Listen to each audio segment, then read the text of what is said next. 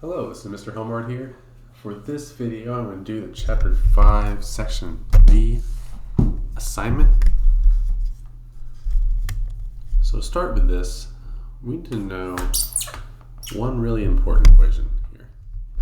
That's going to help just do this assignment in general. And you can't really do this assignment without this equation. And that is the force of friction equation.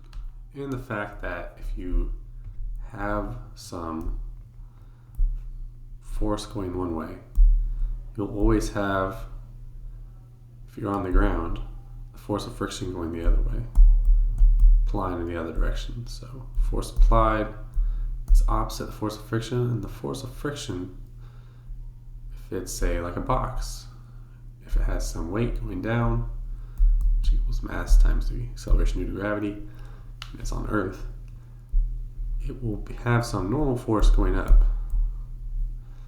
So the force of friction is always going to be the normal force times that coefficient value.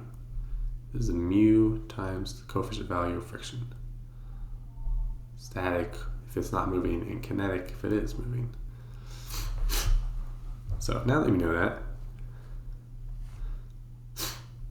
for this problem, if we want to know how much force is required to start this 13.7 kilogram flower pot from sliding, and if our coefficient of static friction pot surface is this 0.68, mu static equals 0.68. I know that already. Now all I have to do is I have to use that value and plug it into this equation, right? And that also, I need to use the fact that this flower point pot is essentially the box up here, and the normal force is the mass times the acceleration due to gravity. So our answer, in order for this to start sliding, it at least has to be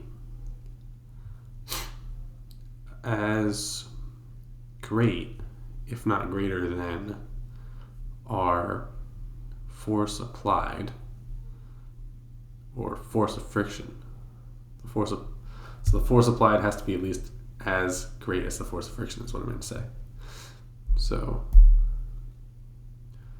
force friction, which is basically what we want, will be 13.7 times 9.81, as it says to use G equals 9.81, times 0.68.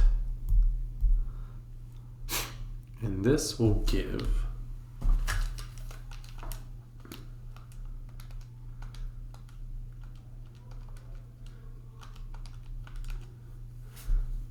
91.38996.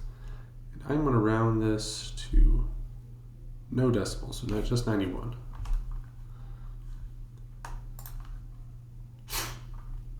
Right. Oops. For this problem, placing a cup of coffee in the car, here's our coefficient value.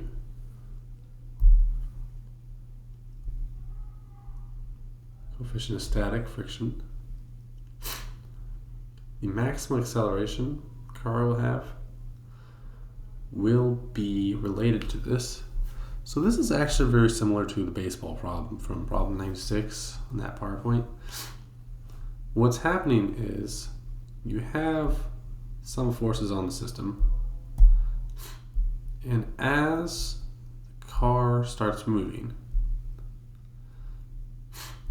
our sum of forces of the cup in the direction of movement, because there's no force pushing it forward, it's just the car moving forward, but it will have a force going backwards. So it will be a negative force in the other direction, so mass times acceleration in the other direction, and this is going to equal that force of friction.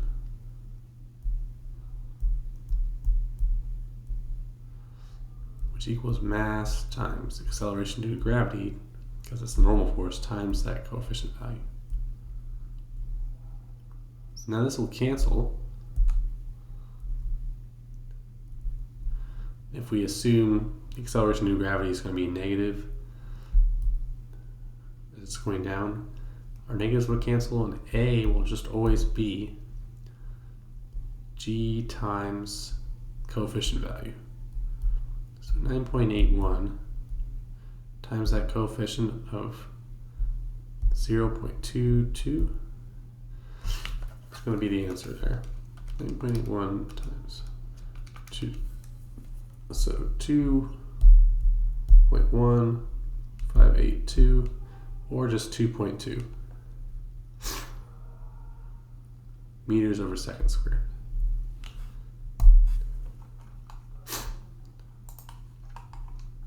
All right, for number 3, it's initially at rest. It requires 190 newtons of horizontal force to set in motion. So it has to at least be equal to the force of friction to start this in motion. And if we know that, then essentially we can say the force of friction and the horizontal force can be approximately the same. And since we know that, then we can say, just use our equation for the force of friction. 119 equals force of friction equals the normal force times that coefficient value. Say kinetic. So 119 equals normal force times that 0.39. Now I gotta be careful here because the acceleration due to gravity is already included in the normal force, so I don't add that in as well, right? Then I just divide this 119 divided by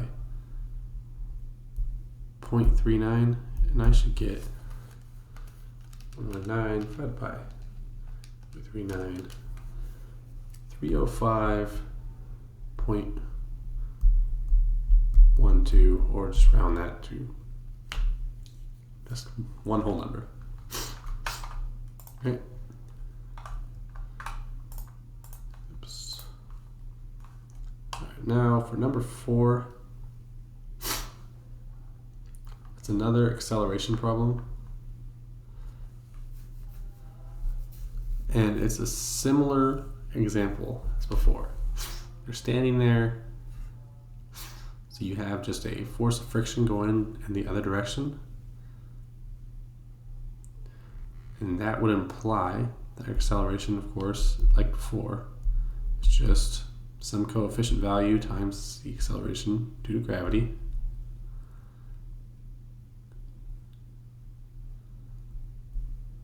So we just plug in our values. The mass is not important, so 0.459 times 9.81,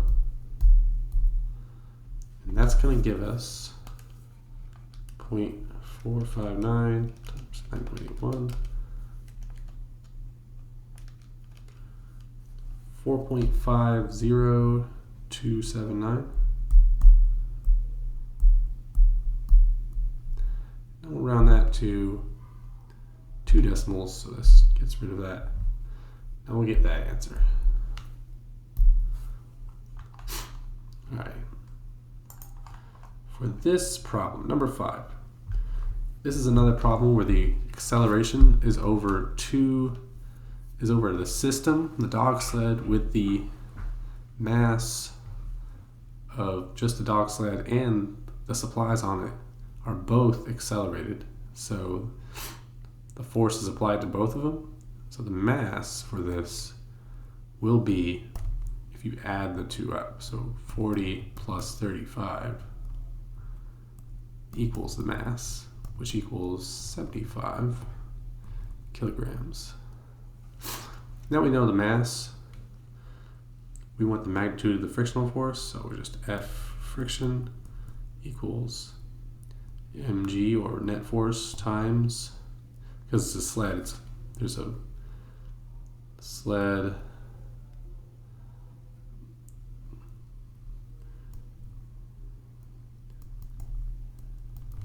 going on the ground. We'll say that's mostly flat sled. And the force of friction is going upward, the normal force, and the weight is going downward.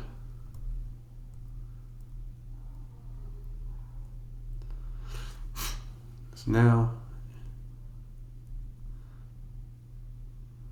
what is kinetic? This is the equation for the force of friction, of course. And we just plug in the values. We know the mass, 75, times the acceleration due to gravity, 9.81, times the coefficient value of 0.075. That's going to equal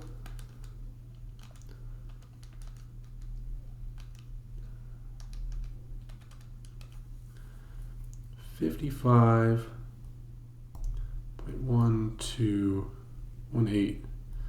125. Now I round that to 1 decimal, so I just get rid of the 8 and round that up to 2. And that's it.